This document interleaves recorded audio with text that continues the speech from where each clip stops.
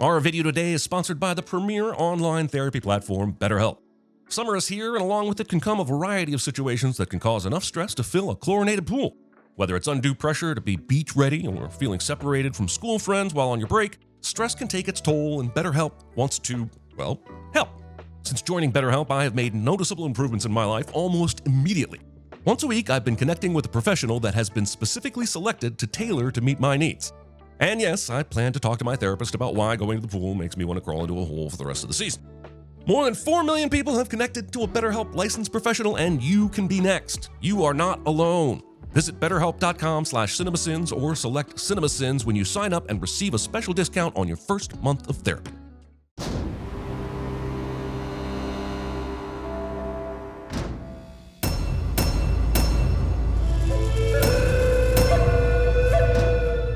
Amazon.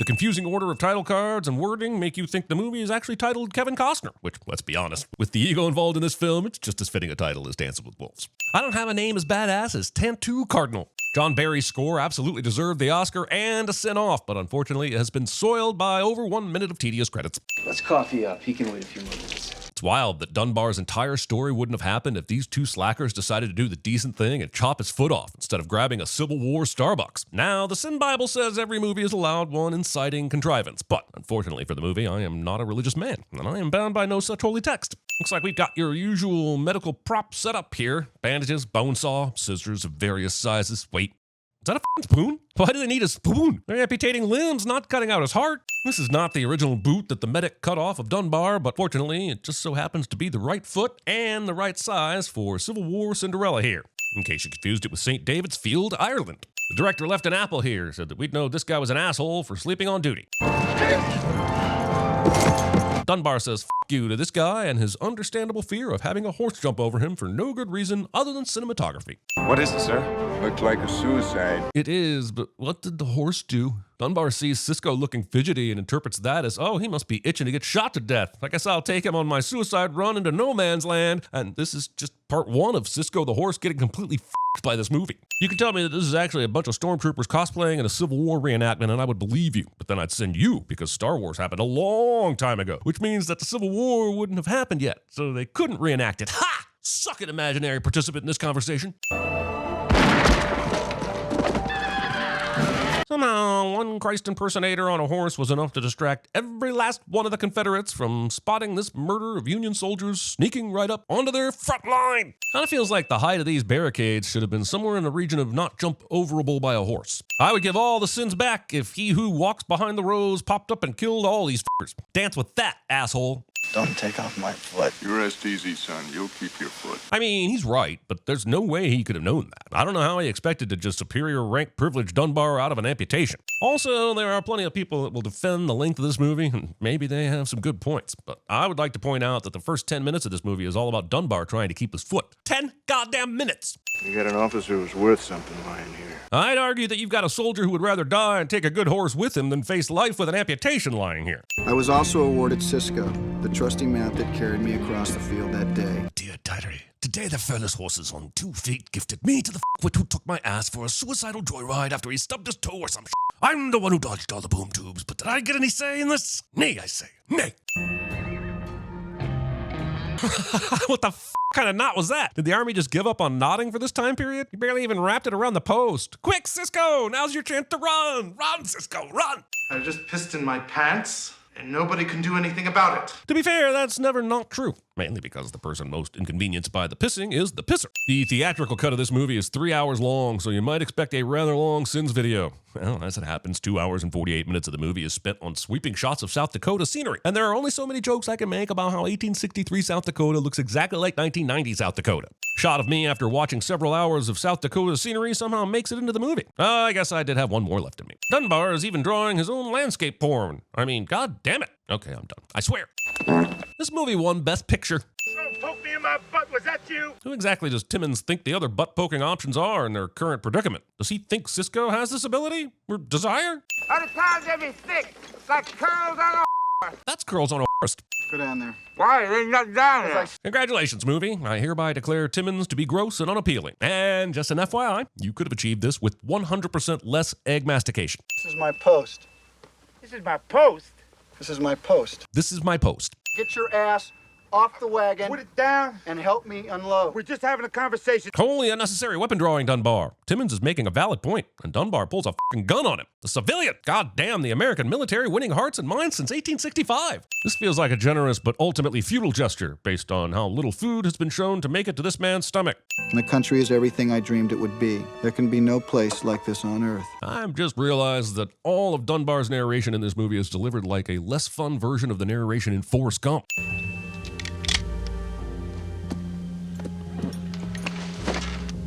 Bad horse. Dear Diary, this morning I was enjoying a very pleasant breakfast of grass and my own feces until this insane Jenny fucker straight up pulls his boom tube on me for no reason. And then he had the nerve to call me a bad horse. Me! But also, to be fair, it probably would have been less cruel to just put Cisco out of his misery now. The drowning and subsequent burning of a sacred yet uninteresting deer. Also, I guess because you pulled the dead animals out and burned them, the water is now magically purified. Yeah, that makes all the scientific sense. Totally fine to drink now.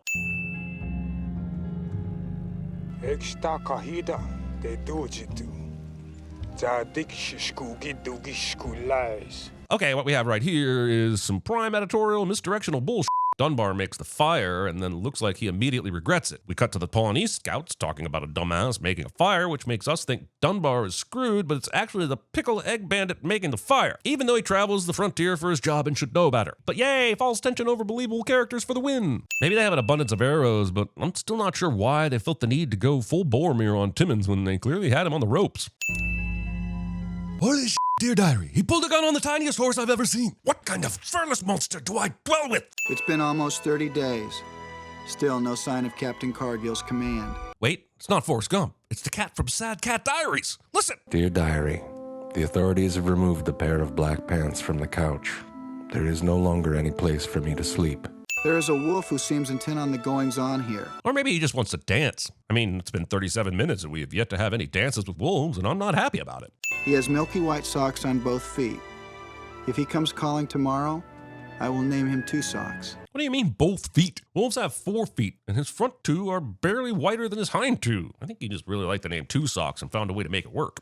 Lowering yourself in all this dirt after taking a bath, you have ruined the entire point of the bath. Kickingbird is addicted to bathing rituals. Have made first contact with a wild Indian. Funny, this was my approach to first contact with my college girlfriend, and the results were very similar. Minus the horse, but including Kevin Costner. Do not know how many more are in the vicinity, but assume where there is one, there is sure to be another. Assuming Native Americans have the same attributes as mice. I am still alone, however, and unless troops arrive soon, all may be lost. Dunbar is acting like he's surprised there might be some aggressive Native Americans who are less than happy with a military presence on their doorstop. Dunbar has decided to ration his food, but is apparently happy to waste paper and ink with this huge-ass signature signing off each entry. Dear Diary, I fear that any unseen audience might misinterpret my willing return to the demon Dunbar as some kind of adorable horsey loyalty. Let me assure you and the audience that this is in fact some straight-up Stockholm Syndrome shit.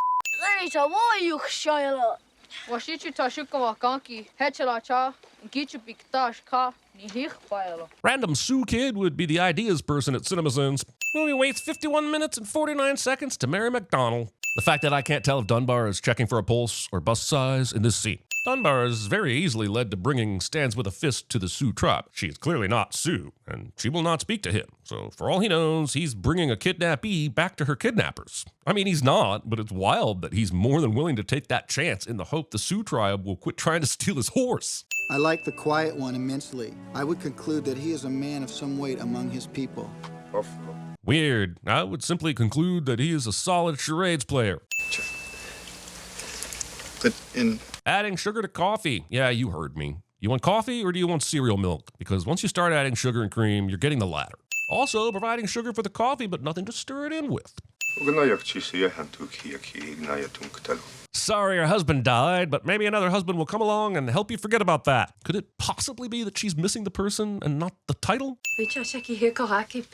Clearly stands with a fist has watched Silverado.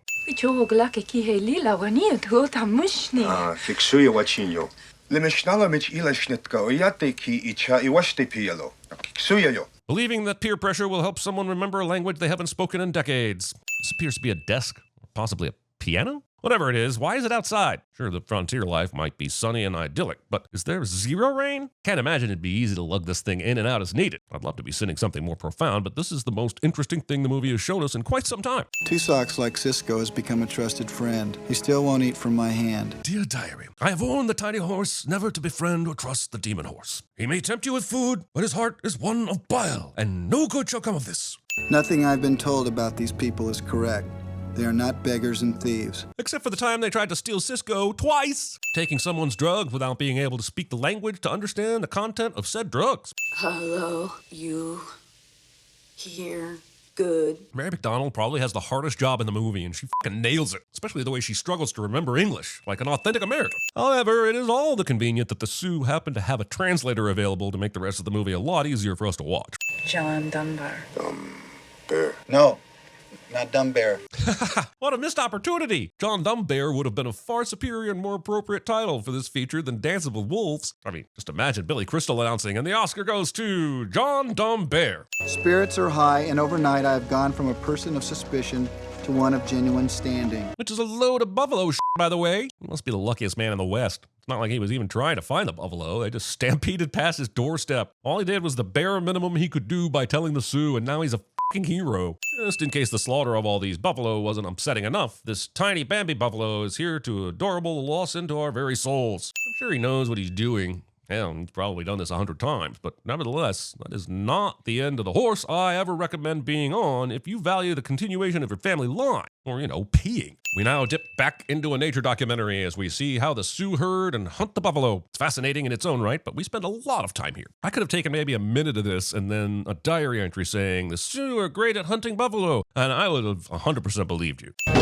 Did the tribe tell Dunbar to shoot some of the buffalo? Because they don't use guns, and I'm guessing they're not overly familiar with how to clean gunshot out of a buffalo. White savior cliche. I'm full. I can't tell the story anymore.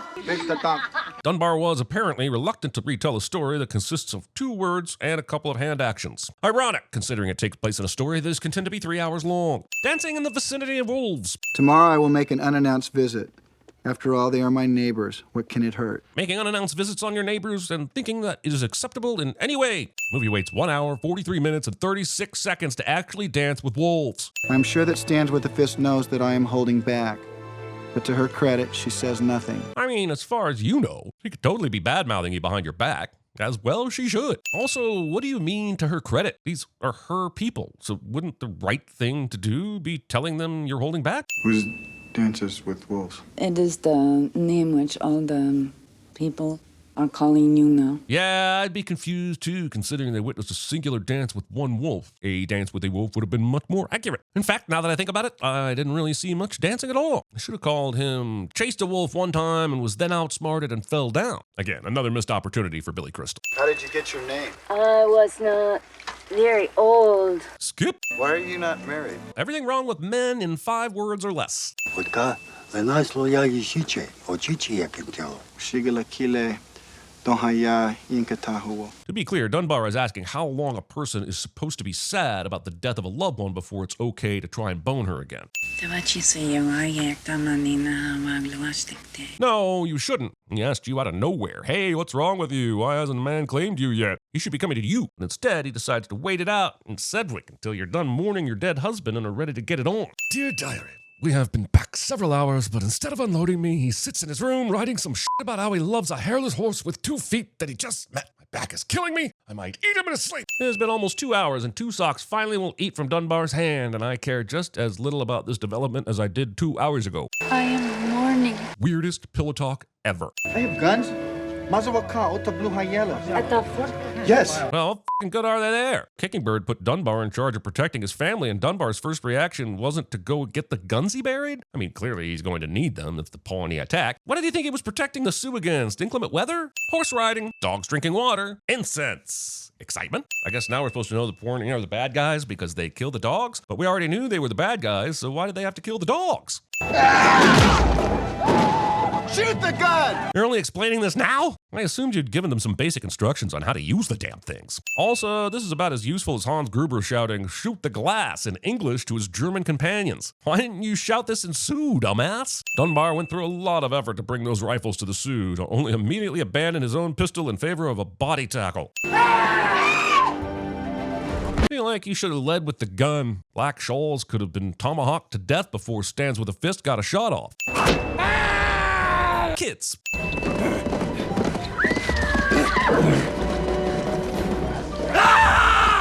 Wes Studi stars as runs away from a challenge. This was not a fight for territory or riches or to make men free. I mean, technically, the party could have taken the Sioux's territory, claimed their riches, and then would technically be free from the Sioux, so... I felt a pride I had never felt before. Pride.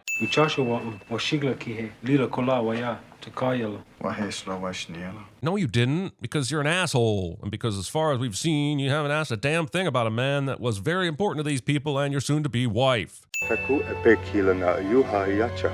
Yes. This movie has really decided to yada yada over the whole part where Dunbar becomes an expert at the Sioux language, and well, I should be happy the movie didn't tag on 30 more minutes just for this plot point. I'm still me, and I'm gonna send it for not showing enough of its work. Bye. You can say bye all you want, but all of them are gonna listen to you f***. The sin, as always, is for nosy f***ers. You have everything from the soldiers' fort?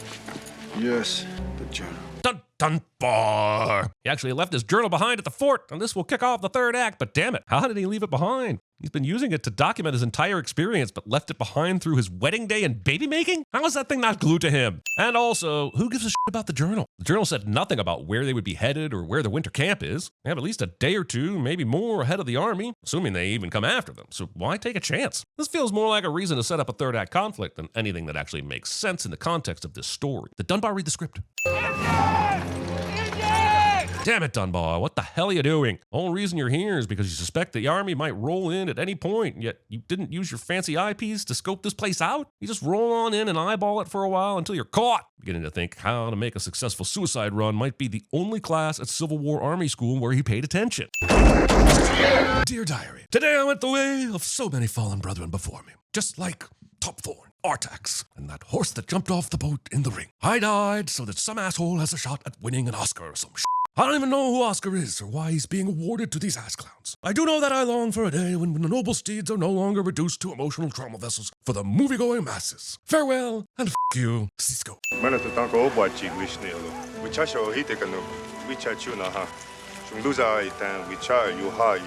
Oh, you mean two good men that he could have brought with him? Yesterday! White man. Look white to me. He looks extremely white. You got paper? What's it to you? Well, give me some bird. Talking while you're taking a to someone while they're taking a I'm just gonna say it. Zero chance the guy gets anywhere close to all of his ass clean with a tiny piece of paper spivey through him. So if he doesn't turn up dead later from a serious case of swamp ass, then this scene deserves a sin. Wasting this much ammo on a wolf that is causing you no trouble. Mark. That's it, I got him. Dear Diary, I was barely in this movie, and yet they decided to kill me off too. These tall dogs with tiny ears are just the worst. I don't see nobody. Premature Salambush abrasion. I guess I'm glad they're back together, but I'm also pissed Dunbar's unwillingness to let the journal go got Cisco and Two Socks killed. So still pretty much at a f*** you Dunbar move. Hecha un wichasha. Ia wicha wakateke he shnielo. Ima toka shnielo. I mean, you totally are though, right? There was purpose in everything he did, and I knew he wanted me to stay. But I was sure of myself. I would be an excuse, and that's all the army would need to find this place. This is one of those stupid movie sacrifices that doesn't make sense, but everyone goes along with it anyway. This plan only works if the army knows that you're not with them. And even then, the army isn't exactly leaving the Sioux alone whether you're with them or not. Good pipe. How does it smoke? Kicking Bird is now randomly speaking English with Dunbar instead of Sioux because I actually don't f***ing know. This book and all the ink on its irritating pages survived this.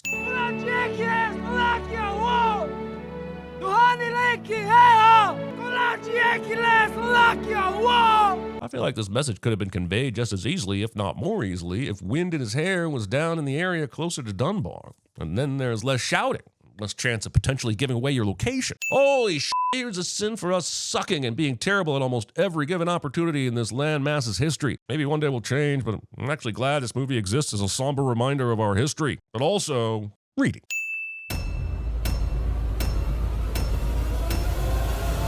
What if I was just to kick the ever-loving shit out of you?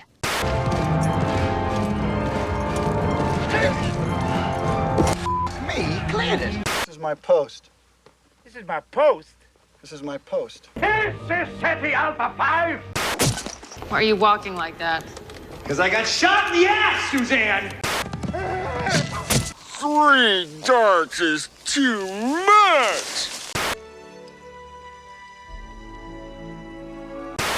Little bastard shot me in the ass. Boobies, boobies, boobies. Nothing but boobies. I think you got him.